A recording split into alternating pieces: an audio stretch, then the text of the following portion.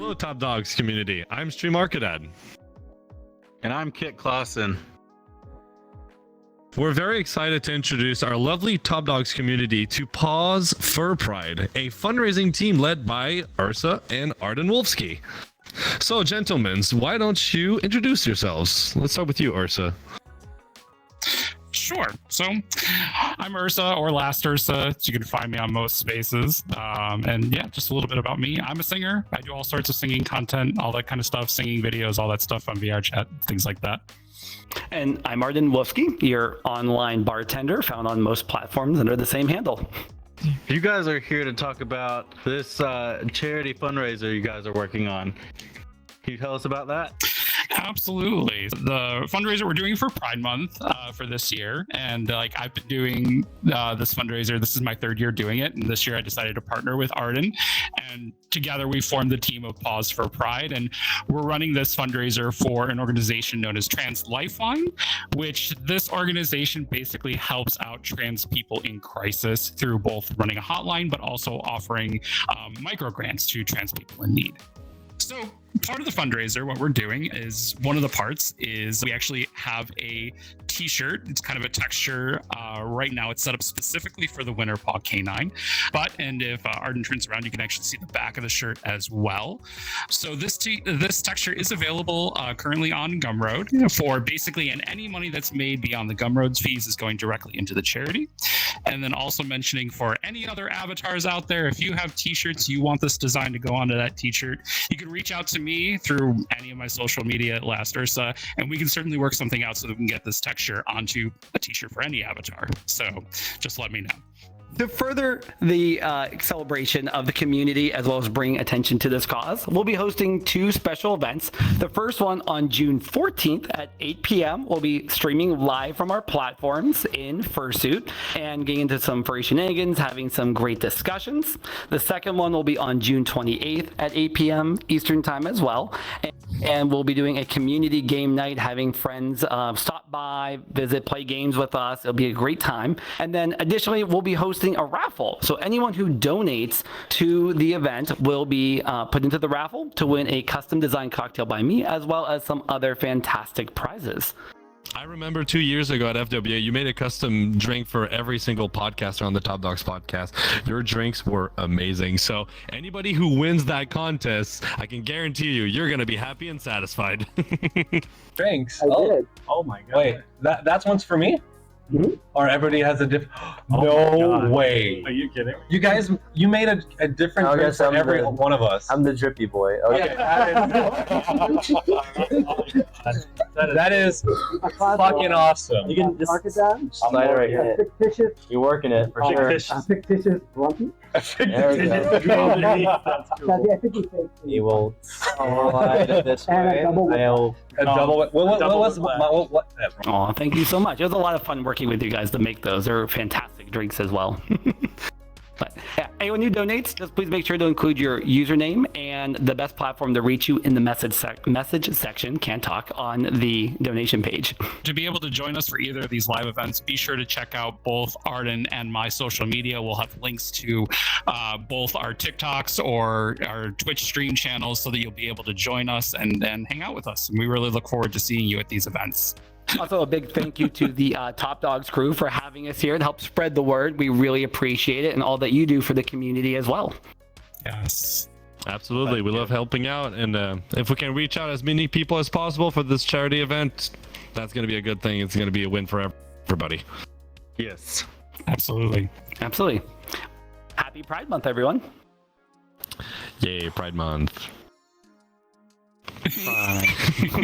Gotta end with a good video.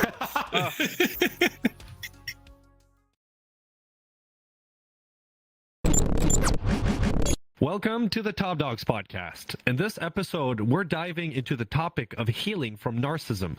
We'll discuss what narcissism is and how it manifests in relationships, recognize the sign of narcissistic abuse, and explore the key traits and behavior of narcissistic individuals. We will share their personal experiences and the emotional and psychological effects of such relationships, including impacts on self-esteem and identity. Join us as we provide insights and encouragements for those on the healing journey on this episode of the Top Dogs Podcast, Healing from Narcissism.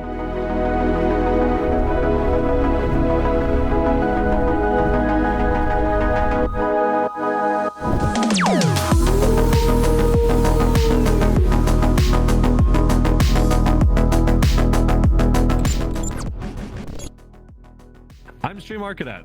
And I'm Whiplash Wolf. I'm XX Moo Moo. And I'm Kolfy Cola, and I'm going to be today's moderator because I, for one, know that I am recovering from dealing with people from narcissism, and I kind of want to hear from each of you guys, what is narcissism and how did it manifest in relationships in your guys' lives? Special disclaimer, we want to make it clear that we are not mental health professionals. If you're experiencing the issues we discussed today, please seek professional help. We're just sharing from our own personal experiences. With that being like the topic though, I feel like I'm kind of recovering and healing from dealing with people from narcissism, but I kind of want to hear like each of your guys' experiences with dealing with narcissism and what you guys view as is narcissism and how did it manifest in your guys' personal relationships. I'm not sure who wants to go first on that one. It's kind of a heavier topic. I would like to go first. Before we actually dive completely into the answer, I want to bring up the fact that first and foremost, there's very much so a difference between someone acting narcissistically and then also someone actually having a narcissistic personality disorder. Someone can have the mild traits of narcissistic tendencies, but that doesn't necessarily mean that they have the disorder. So I want to make sure that we all know that narcissistic personality disorder is a long-term debilitating disorder, and it affects literally every piece of your life, every relationship you have, your work, your jobs, your friendships, even just in general your self-image. So you have to make sure that you don't cross the wires between the two. Personally, for me, in my relationship, I dealt with someone who was a narcissist growing up. That was my mother. She always had a very harsh air of entitlement. She was very manipulative and took credit for any of the accomplishments that I had, and she was quite apathetic towards me. Any praise that I would get, whether it was that or like art or whatever, she would make a way to just make it about her. Wow. That is like having someone that close. That has really got to be hard to have grown up with. So it is, Moo Moo, like you said, there's a big difference between having an actual narcissistic personality disorder, NPD, versus showing traits. As an individual, I am not a psychologist. I do not have the requirement to be able to judge or give somebody a diagnostic, but I can observe certain traits. Me personally, in my life, I had it happen twice. One of them thought that they were amazing, they were the big shot, they look young and everything, and they were never at fault. They literally argued that 300 people on a forum was wrong, and they were right. This was part when I used to cosplay a lot, and I've disassociated myself from that person because he was very toxic. The other one had a similar but better hidden way of showing it. It was more underground. He was more of a people pleaser. But the way I figured out is that he started to lack empathy and flexibility when it came to issues and personal problems. They refused to budge, and they completely ghosted me for a certain amount of time. But I'm glad to say that that situation has been resolved, and I've actually noticed an improvement in the behavior of the person. So that's really cool. Whether it's like 1% of improvement or 100% improvement is improvement, and I will always recognize that. For sure, for What about sure. you, Whiplash? See, I've actually never, I don't think I've actually like met someone with like diagnosed with like actually being narcissistic. I have a friend who, well, I met him years ago. He's still my friend. I've known him for 10 plus years. Like, he's narcissistic about certain things. Like, he thinks that if he doesn't get his way with certain things, that whatever it is just trash, garbage, is not good. Nothing can ever come good from it himself.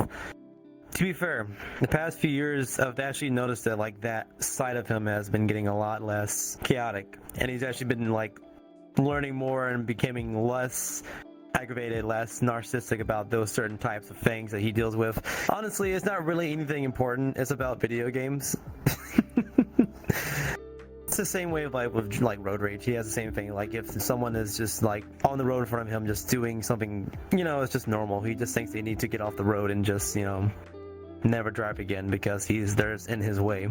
There's a possibility it could be OCD. I know some people, they can be very, very specific, picky about certain subjects. So maybe it's that. I don't know. Do you think it could be OCD, or do you think actually it is narcissism? No, it's narcissism. Because trust me, I have OCD. Oh, okay. And it's not bad.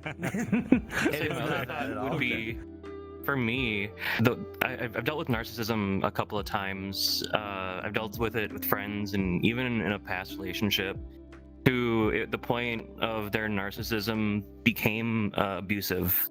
Manipulation, along with not just me but the other people around him, using whatever he could to move however he could, which is never great. But they thankfully are out of my lives, and we're all on that path to recovery in some sort of way, because I feel like it's impossible to not deal with someone who has a little bit of narcissism. And with that, how was the first time that you recognized signs of narcissistic abuse? What were some of the key traits or behaviors of that narcissistic individual? Because for me, it really became more noticeable when a lot of my interactions involved around what they wanted, because they were using their narcissistic traits to kind of skew my vision on a lot of things. And that was, I think, the worst of it for me.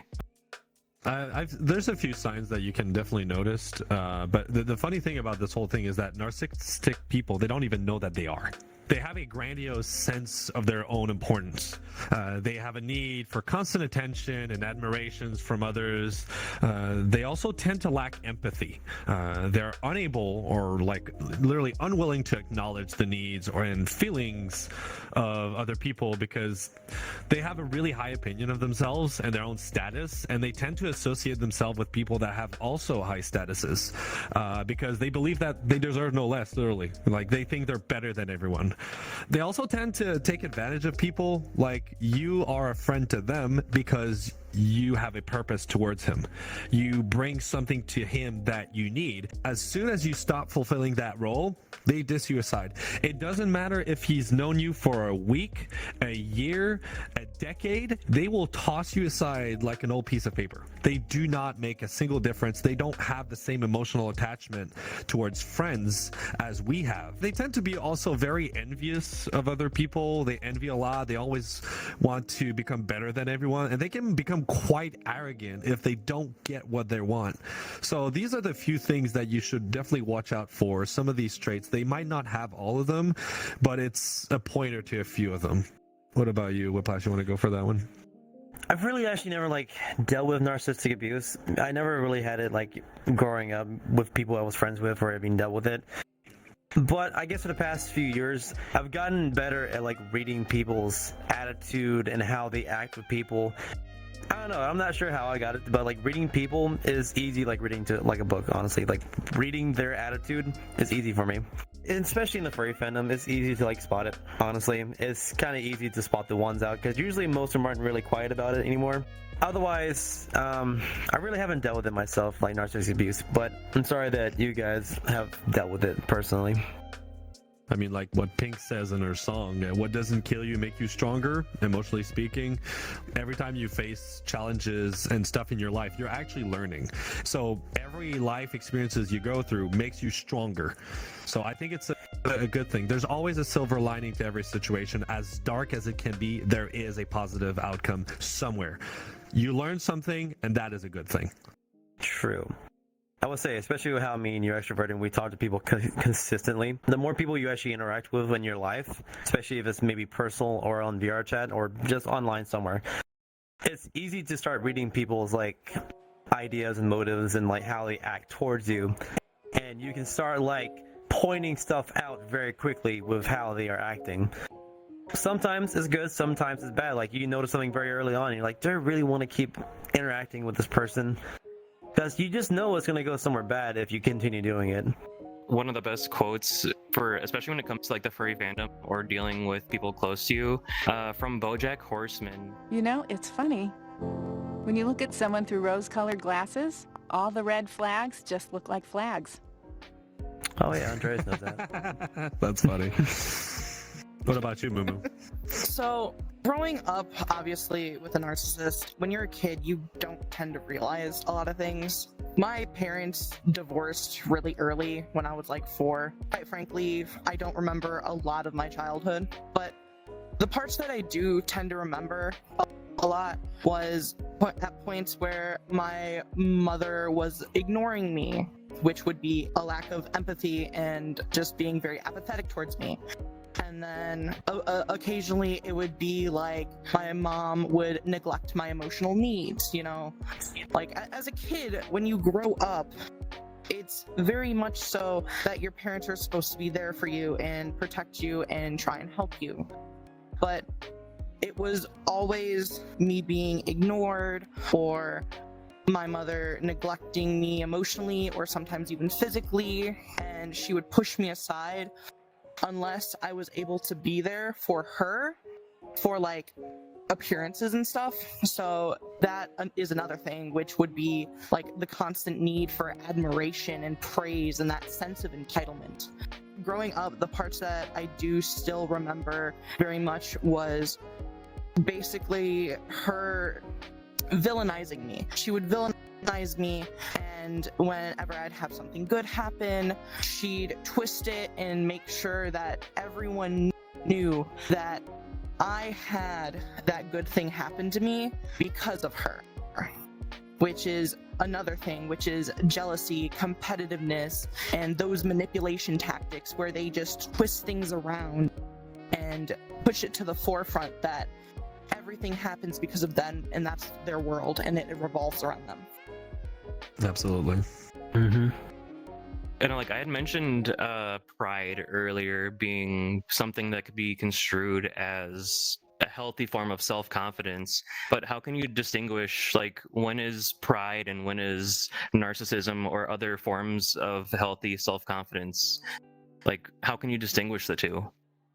I think it is a pretty easy one. The biggest one, in my opinion, is be able to take criticism and be willing to improve yourself. That is what somebody that has self-confidence has, because they understand that they are not perfect. They're humans. They can fail. They can do stupid things sometimes. But narcissistic people, they are never at fault. Everybody else would be at fault other than them. Like my first friend I had before, a whole forum was wrong and he was right. This was the biggest flag ever. I think there's great pride to be had when you're able to take criticism and try to learn from it. We do stupid things sometimes and we can hurt other people. It's not us to decide how they should feel. Whether you did something intentionally or not, you hurt their feelings, and you should acknowledge that and respect that. Make them feel like they understood, and then after that, like, okay, what can I do better next time? And then work with it. But narcissistic people will never do that. Ever, ever. They will ghost you, and they will turn the situation around to make you feel bad. I see you agreeing over there, Moo Moo. Do you have anything else to add to that? Yeah, I do. So I do want to point out that narcissism is very much a spectrum. In actual terms, narcissism exists on a spectrum of all these different symptoms. And there is considered a healthy amount to being narcissistic and not. Very much so, it is a healthy amount of pride that is like small little pieces and be like, yeah, you know, like I'm very happy with myself like that, you know. I'm proud of the person that I'm becoming and everything. Like, there's very much a difference between, oh, I'm better than everyone else, or I'm proud of myself. I mean, yes, that's very much true, because I could say I have grown self-confidence over the past few years. I used to have absolutely zero. But growing self-confidence, it's hard to do it, but it's also, if you actually don't think of yourself high, like someone who's narcissistic, you can actually work on yourself and actually listen to others about what you may be doing, fix your ways. I mean, I used to have no self-confidence, so I was like, all right, everything I'm doing is bad, so I don't know what to do. And then, just like that randomly before, it just kind of clicked in my head, and I started doing things like making myself better, started doing things that made my mindset better, put me in a better place, and I started to enjoy it more often. And being narcissistic isn't saying like, oh, what I'm doing is right. It's just about making yourself happy. And God, it's kind of hard when you have no sleep trying to discuss something. It is a delicate subject. It really is. I'm trying to like describe it the perfect way. Self-confidence is just pretty much like, I used to have none, and now I have some, and I know some things that I'm doing are correct, but I will like to listen to other people first about, something I may be doing, just in case. I like to take criticism, because criticism is something a narcissistic wouldn't take personally. They will just be like, nah, f you. You ain't right. That's my one beat for this show. Well, honestly, there's a lot of stuff they can do. They can do some real emotional damage, that's for sure. I'm kind of curious, what are some common emotional and psychological effect of being involved with a narcissist? Have you ever found that narcissistic abuse impacts one's self-esteem and their sense of identity? Kolfy, you want to start with that one?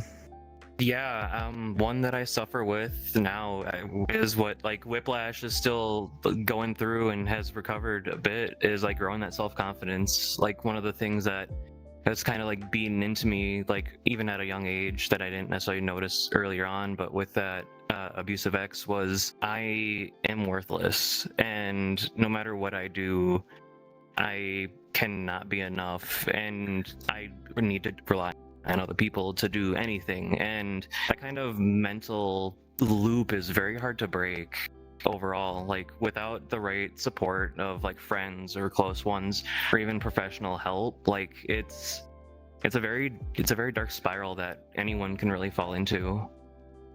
I mean, it like overall it does really sound similar to growing up with your mother. Like if you're not providing anything, you are nothing. Goes back to the saying that, you are around because you serve them a purpose. They get use out of you. What do you think, Moo Moo? I have borderline personality disorder and CPTSD, which is complex PTSD from the narcissistic abuse that my mother put me through. Borderline personality disorder, quite frankly, hinders me a lot because I'll have really good times and I'll have really bad times. They're both cluster B personality disorders, being categorized, which means that they affect a lot of your emotions and behaviors and thoughts, and they very much so impact your sense of self and your, ego. It's infected a lot of my self-image and my actual ability to regulate my emotions and be able to set healthy boundaries with people. And I've worked a lot on improving myself that way.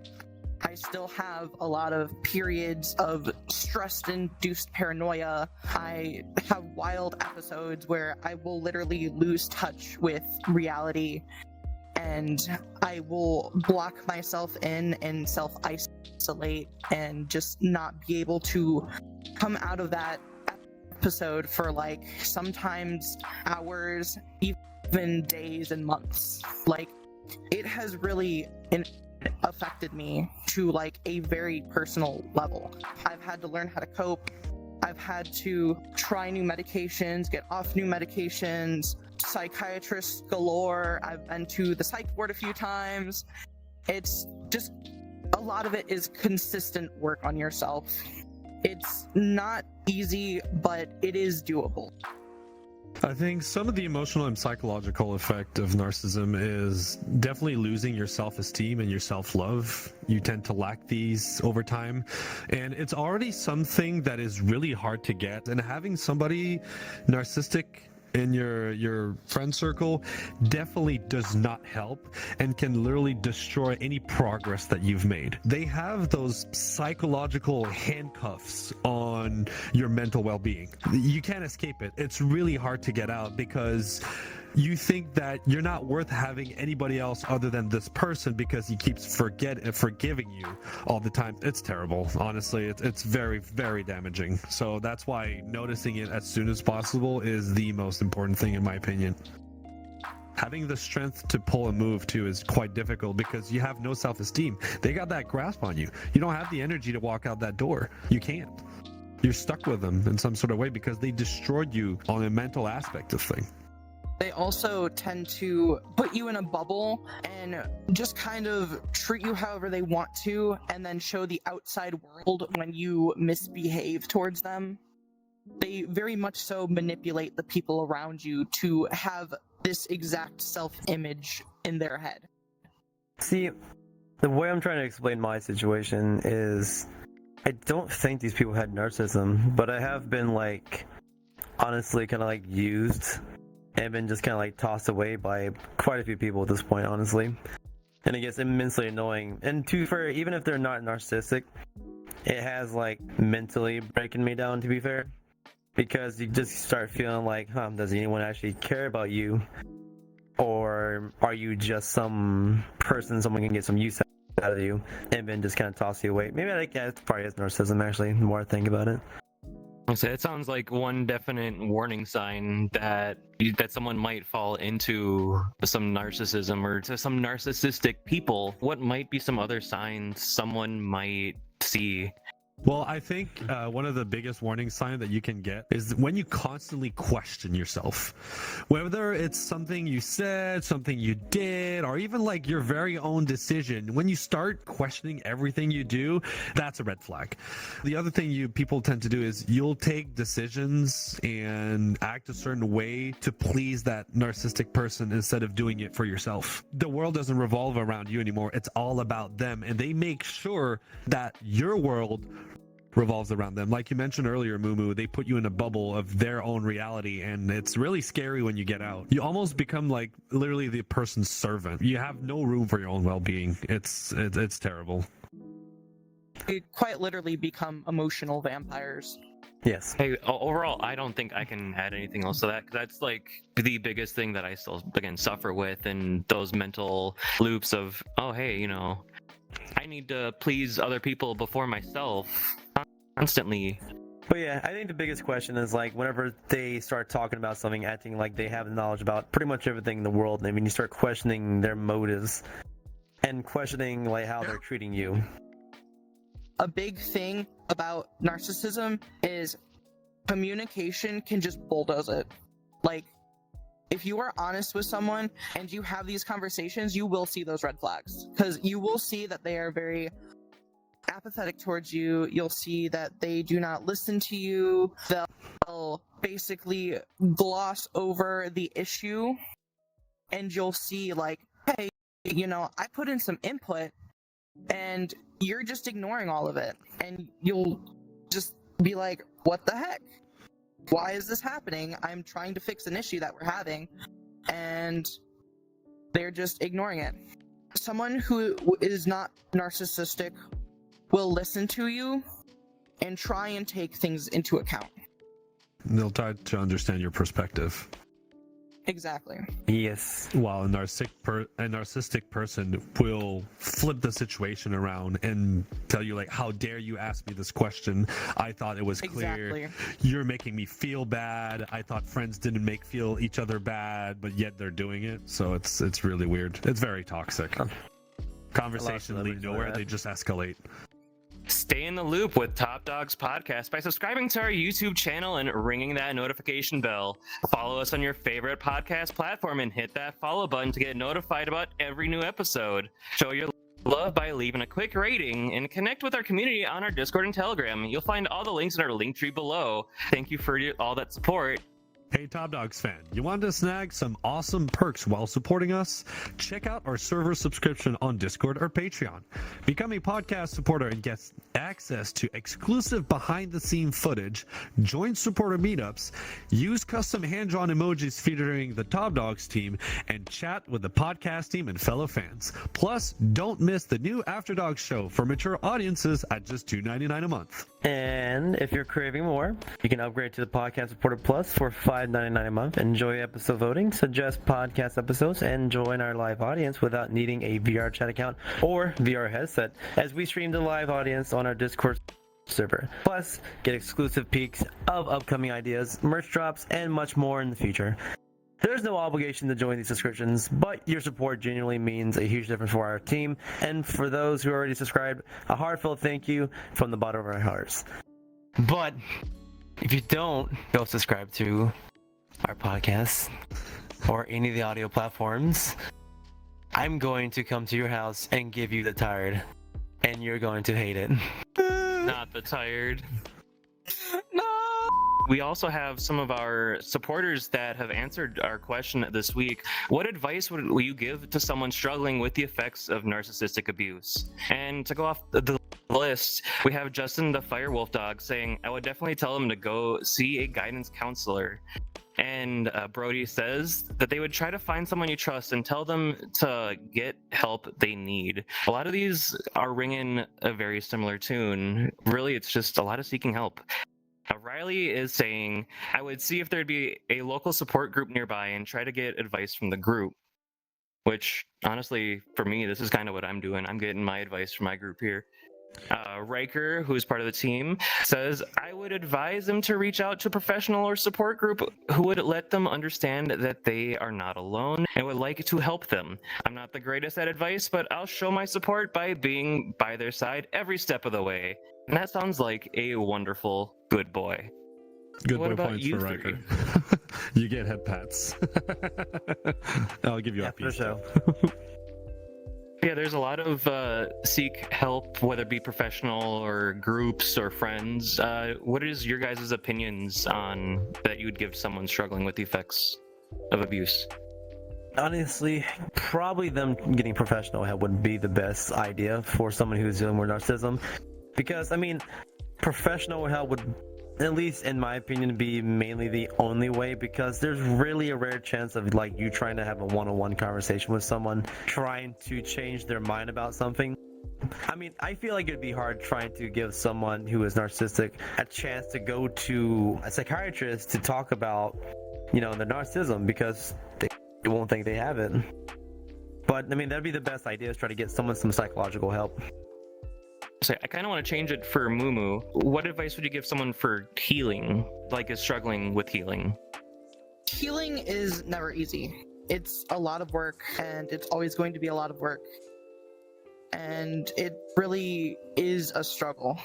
If you are dealing with something like this, it's very important for you to actually go get help. You're not alone. You're not facing one person against the world.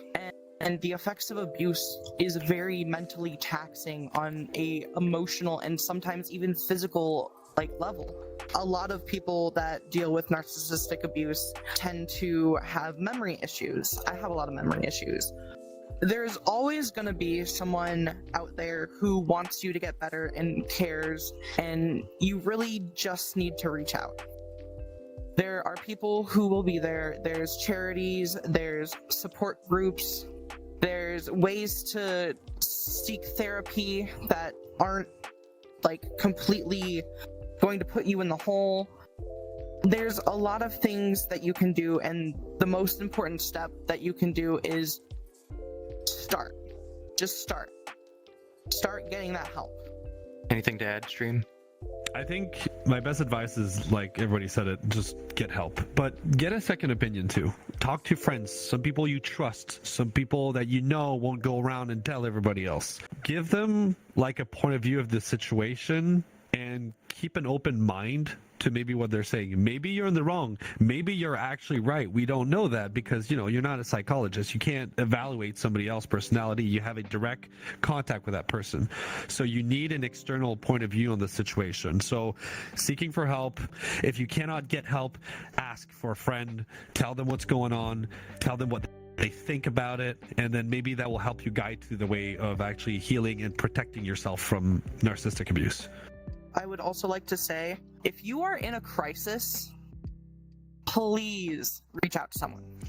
If you are completely being dragged through the mud, you are feeling awful about yourself, you are trying to bed rot, not do anything all day, please reach out to someone.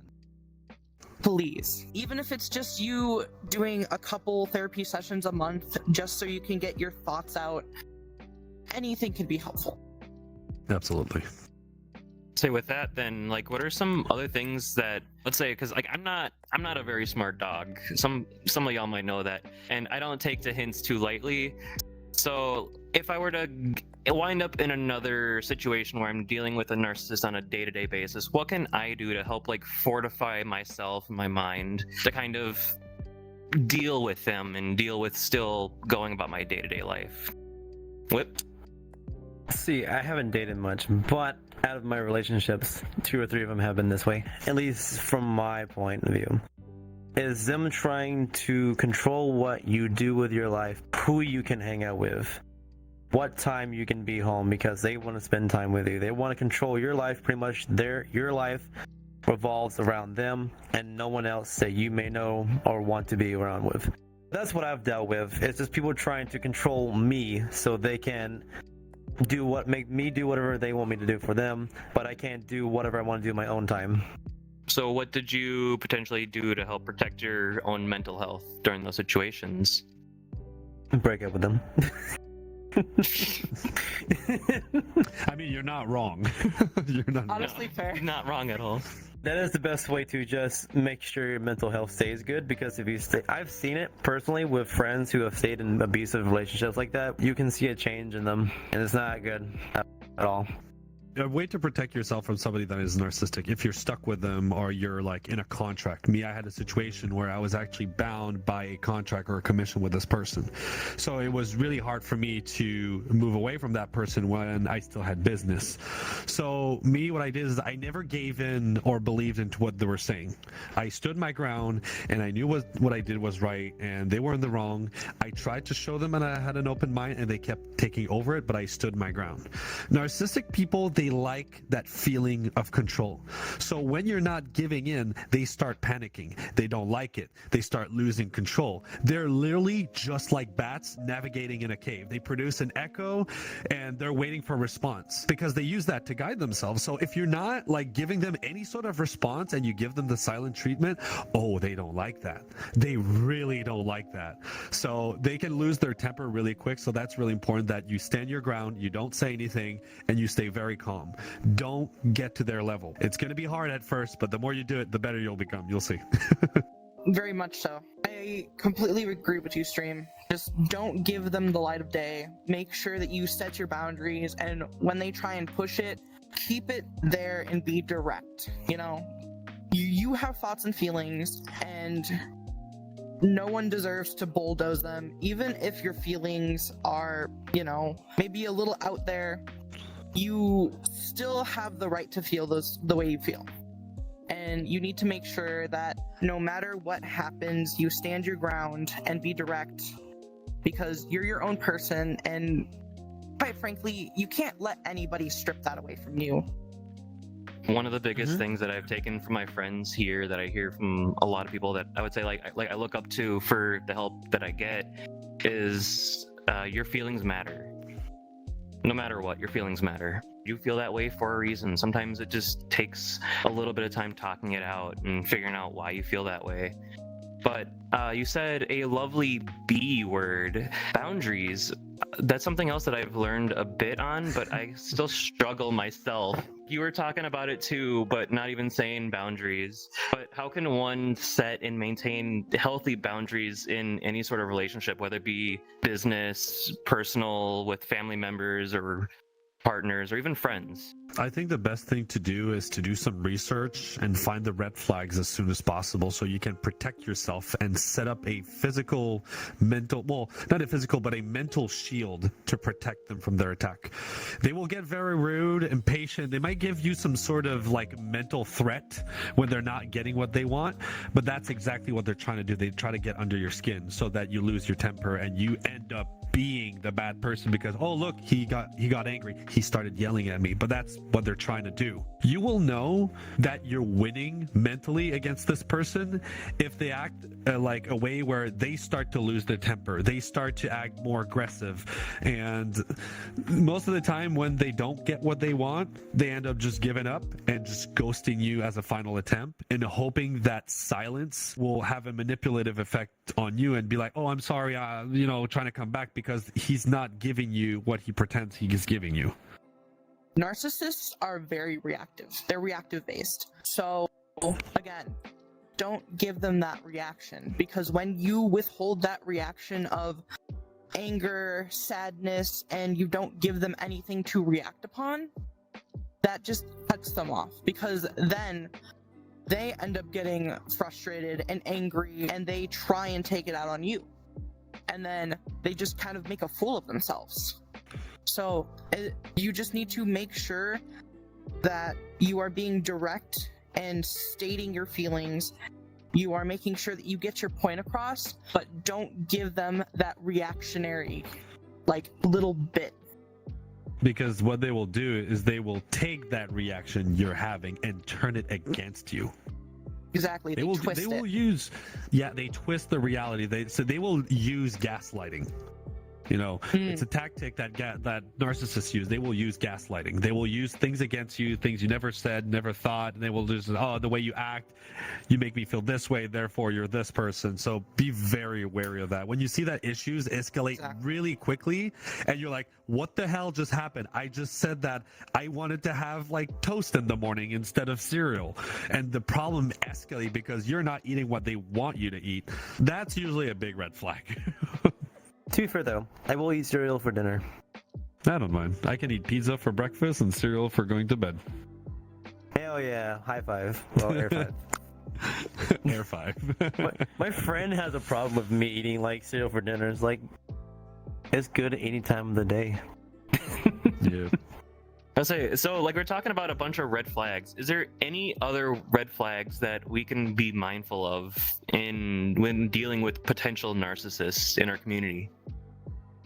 When I started realizing that my mother was narcissistic, I very much so isolated, which caused my mental health to plummet.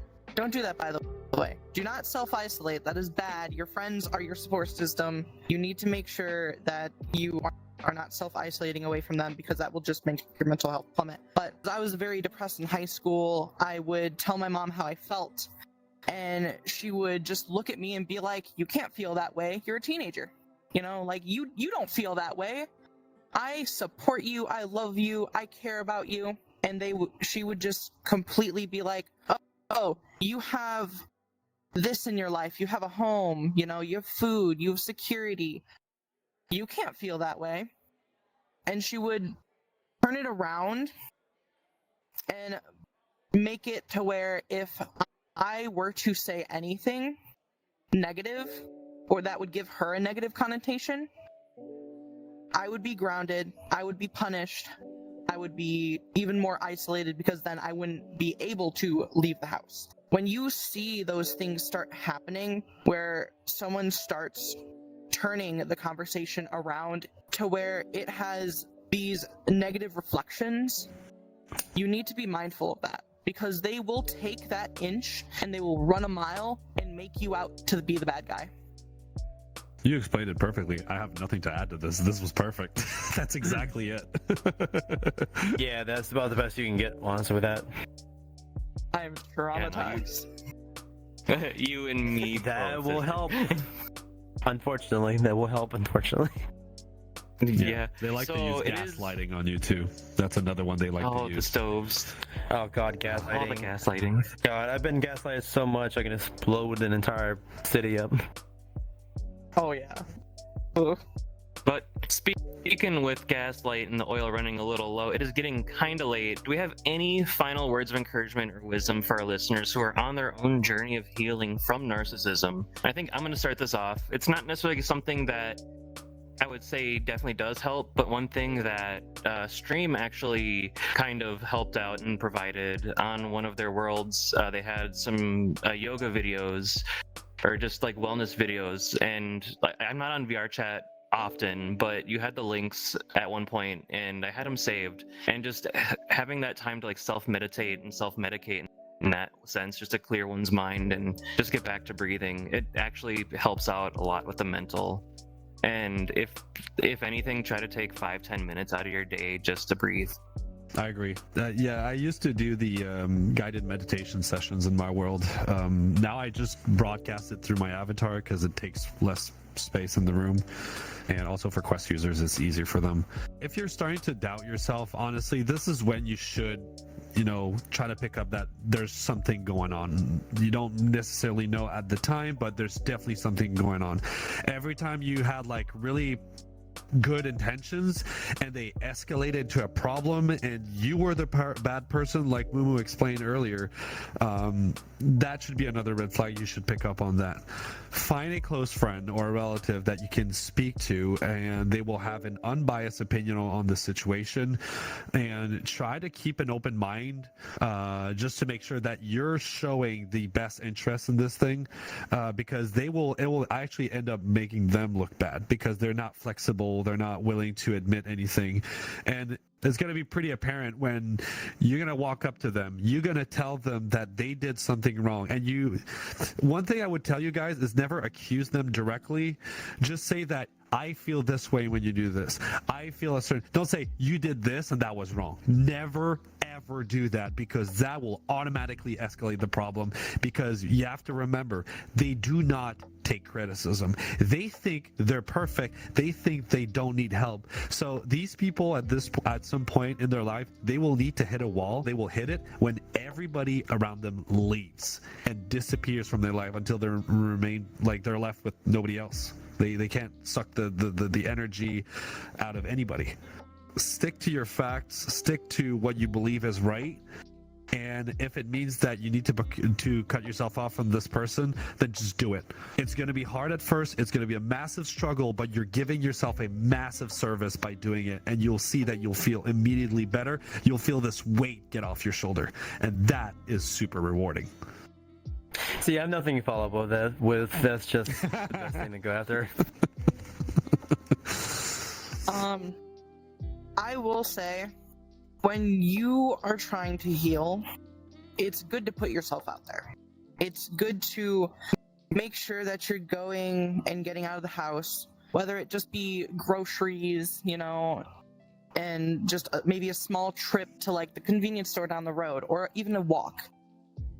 Feel the sun, feel the breeze in your hair, something.